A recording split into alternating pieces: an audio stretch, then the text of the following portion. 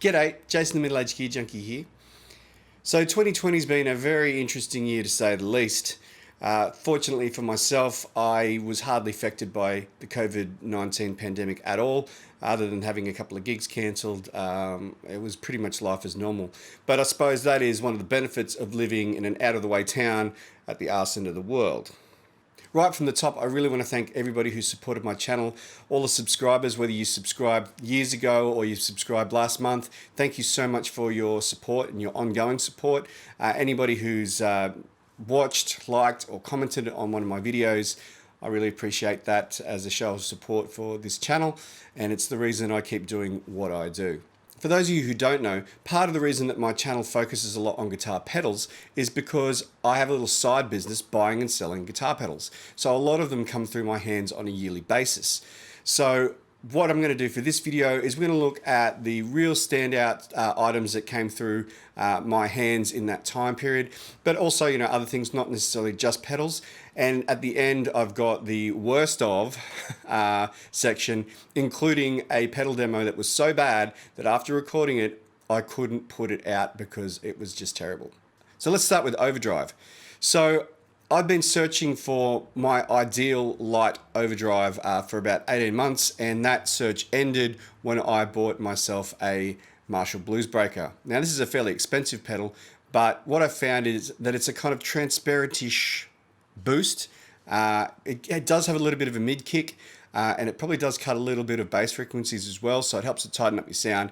But this thing is absolute magic on neck pickups, whether it's humbuckers or single coils. They just sound really, really good with that particular pedal. It stacks great with other pedals as well. I found a really good combination using that with a tube screamer in front, but also in front of higher gain pedals, you whack that on and all of a sudden you get a bit more sort of upper mid clarity, and it cuts a little bit of bass, so it's good to bring out your picking response, almost like a mild treble boost. So absolutely beautiful pedal.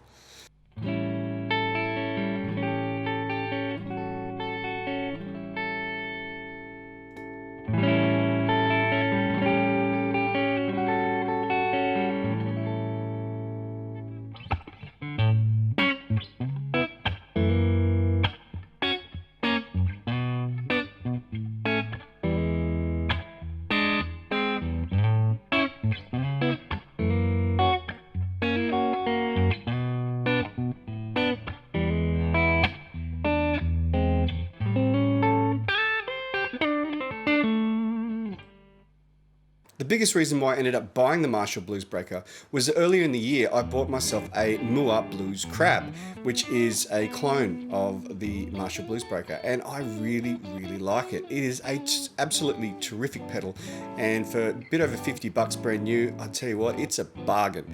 And I use it in all the same ways that I use the Bluesbreaker, and even after buying the Bluesbreaker, I ended up using the Mua Blues Crab on my live board. This year, I really made a point of getting a hold of some really classic overdrives and distortions that I'd never owned before, such as the BD2 Blues Driver by Boss, the Full-Tone OCD, the Proco Rat, and the Ibanez TS808. Now, of these pedals, the Blues Driver I found was such a versatile pedal. It can get almost up into distortion territory when you crank it right up. With the gain down, it really helps to sort of warm up your sound. It's very present. So if you've got a guitar with fairly dull pickups, it really helps to brighten that up. And I can understand why so many people like it. The Proco Rat was a real surprise for me. I thought I knew what Rat pedals sounded like, but I was really pleasantly surprised when I plugged it in and just started playing. It sounds great, and I've got probably a couple of videos coming up using that pedal in the new year. I really enjoyed the Full-Tone OCD for its ability to preserve your guitar tone without colouring it too much, and it has a fairly wide range of overdrive. It gets into distortion territory once you get the drive past halfway. It becomes more of a distortion pedal, but classic nonetheless.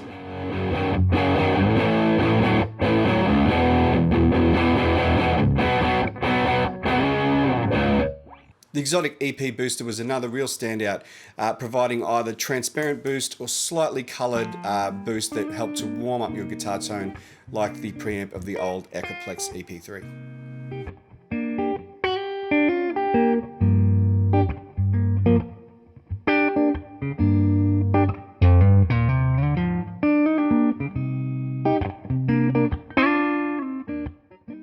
In the realms of distortion, I got my hands on the other two pedals from the Marshall Black Box series, which was the Shredmaster and Drivemaster, and both pedals I really loved for their amp-like response and quality. The standout distortion pedal that I bought this year though would have to be the Fender Pugilist.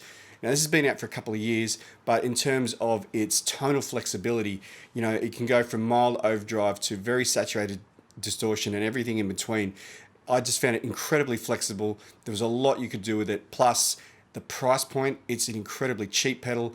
I got one for, I think it was $100 secondhand in mint condition.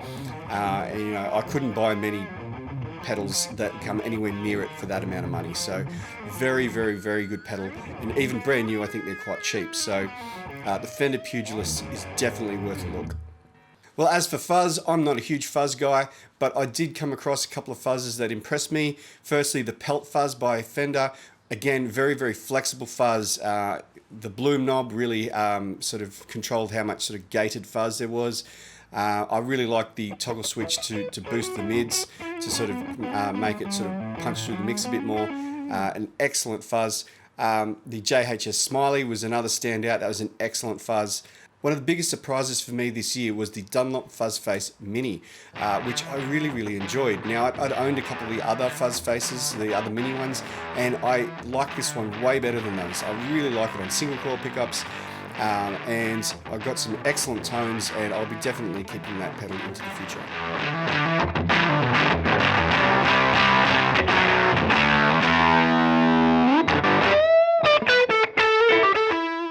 Most guitarists out there love delay, and I'm no different.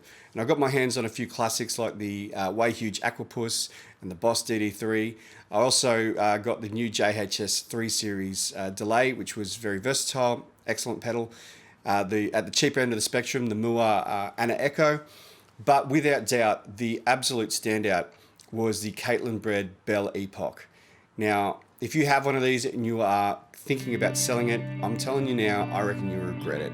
It is a beautiful pedal that emulates the tape sounds of the EP3 unit very nicely. It's incredibly warm, very versatile, and yeah, I can't say enough about it. It's a beautiful pedal.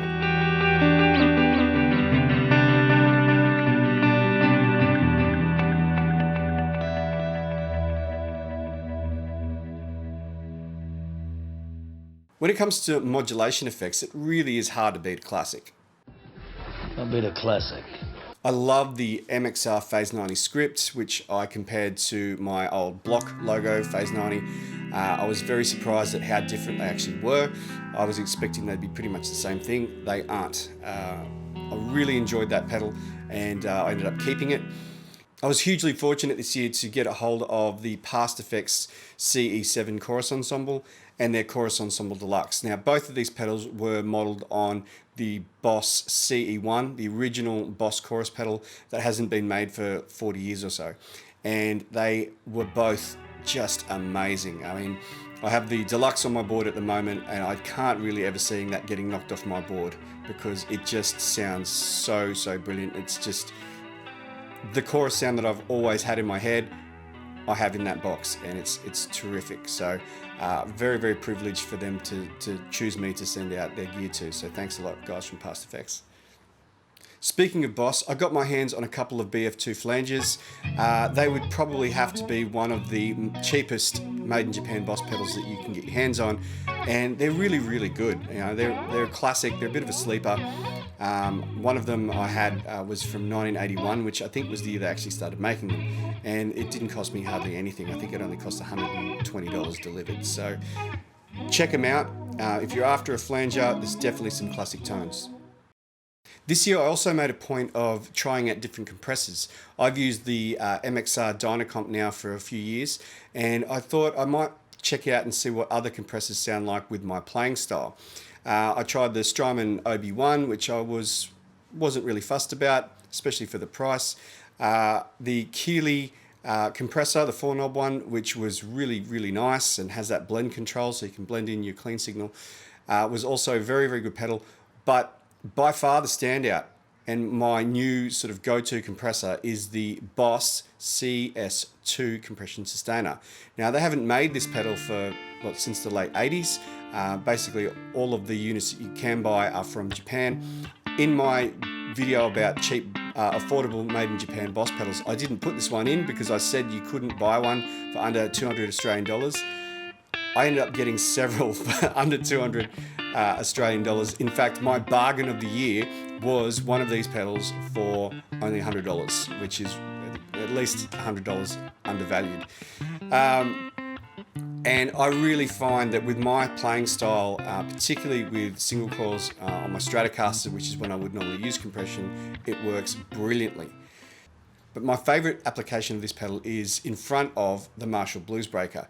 The two of them really work very well together, particularly when using single coil pickups.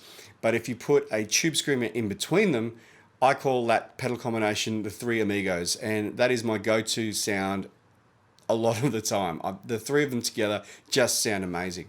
And I have this current CS2 that I bought, and it's in absolute mint condition from 1984.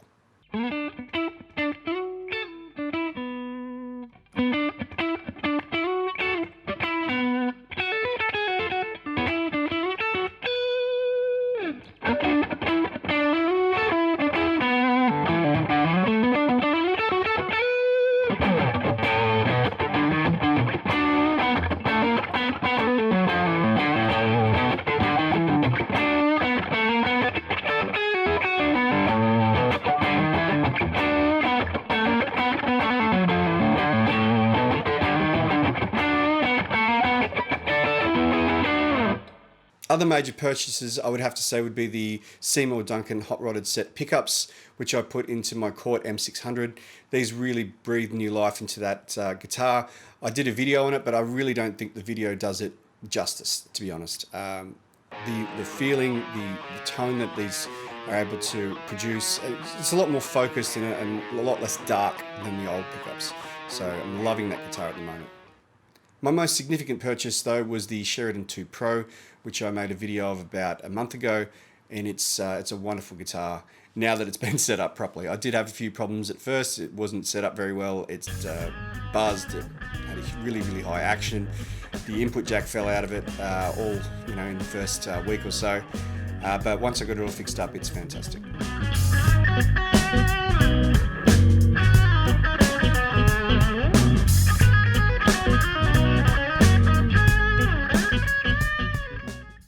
Now, I'm not a guy who loves every bit of gear or every pedal that comes across my path. I try to be as honest as I can. If I don't like something, I will say so, but I will also tell you why I don't like it. Also appreciating, of course, that these things are kind of like food, in where, there's certain types of food that I don't like. That doesn't mean that other people don't like them. Now, in a lot of cases, some of the stuff that I've played didn't suit my tastes, but some products actually genuinely did suck. So the first pedal that I just didn't get along with was the MXR La Machine Octave Fuzz. Now, as a genuine standalone fuzz pedal, it was pretty good, had a pretty good tone, but it was incredibly noisy.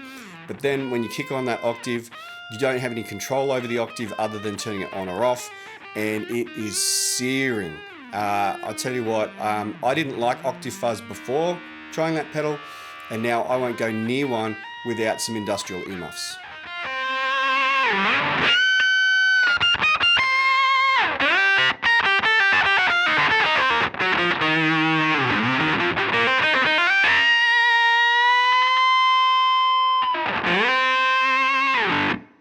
The award for most underwhelming guitar pedal would probably have to be the Boss AC3 Acoustic Simulator. I couldn't get rid of this pedal fast enough. Now, I admit it does something to your tone, but if you think that you are going to buy one of these, plug your electric guitar in, and you're not going to have to use your acoustic guitar live, you're going to be very disappointed. I like the idea behind it, but I think it's underdeveloped. It sounds acoustic-ish, like there's an acoustic somewhere in the mix, but it doesn't have the girth of an acoustic guitar. And I referred to it now as the acoustic-ish simulator. Now, without doubt, the worst pedal across my path this year would be the Joyo XVI Octave pedal. Now, I'm not going to go into why I don't like it because if you keep watching the video, you'll see the demo that I did for it that I never released. I have nothing against Joyo. I think they do some really terrific pedals, especially for the price, but this just isn't one of them. Here's my clean signal. Okay, and here's the XVI. Dry signal's all the way up. All right, let's start with the upper octave. Halfway.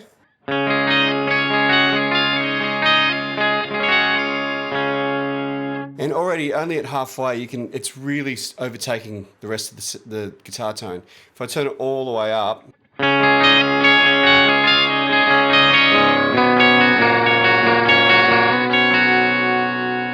it really overtakes the whole sound. If I strum a whole chord, it doesn't track very well at all. Okay, if I wind it back down to only about 9 o'clock, that's probably the most usable setting for it.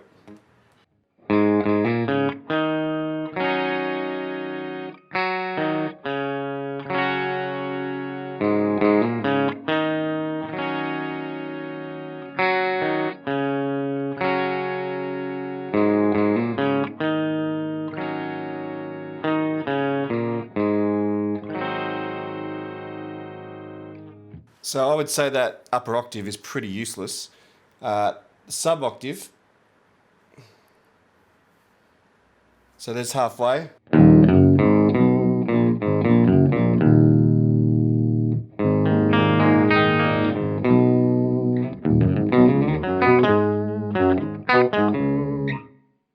With the sub octave on, it sounds like it's changed the room sound, like it's like an ambient effect. If I turn that off, and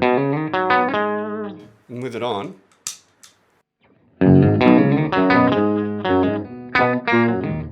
it's almost like it's like a really short slapback delay, really short slapback. And I know that this is a pitch effect, but it doesn't quite nail it, I don't think. Now, the saving grace of this pedal, if I put all of the 3 octaves in the middle, is the modulation. So if I turn up the modulation to halfway, we actually get a cool sound.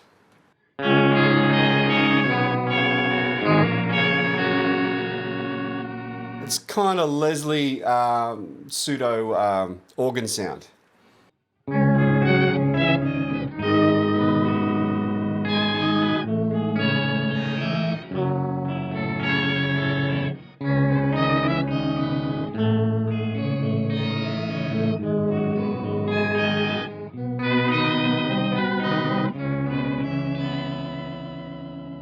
Now that's actually a usable sound. You could do some pretty cool things with that, but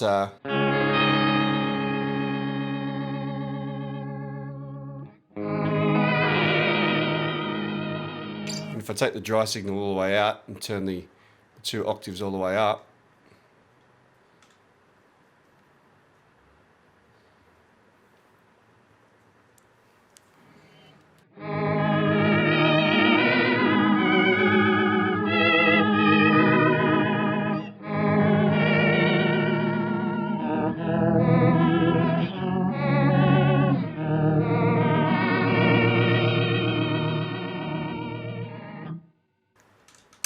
I would say that this pedal is fairly unusable as a standalone octaver. I think the modulation is its saving grace, and you can get some pretty cool sounds that are fairly unique that you could put into a song, especially an original song. But without that, I think you've got a pretty ordinary octave pedal. So I'd like to say a big thank you to everybody for this year. My YouTube channel has doubled in terms of viewership, subscriptions, and pretty much in every way it's more than doubled. And I put that down to you guys supporting me. Thank you so much. Remember, you can join the Middle Aged Gear Junkie Facebook page where you can get on there and show us pictures of your gear and talk about what you're considering buying and get people's opinions. It's a lot of fun, so please join us there. The link's in the description below. My name's Jason, and I will see you next year. Today I'm going to be looking at the EP Booster by Exotic Effects. This is a very...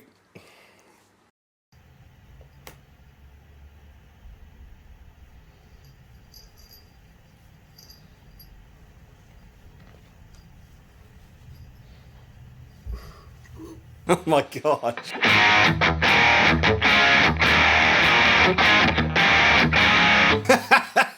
That's terrible.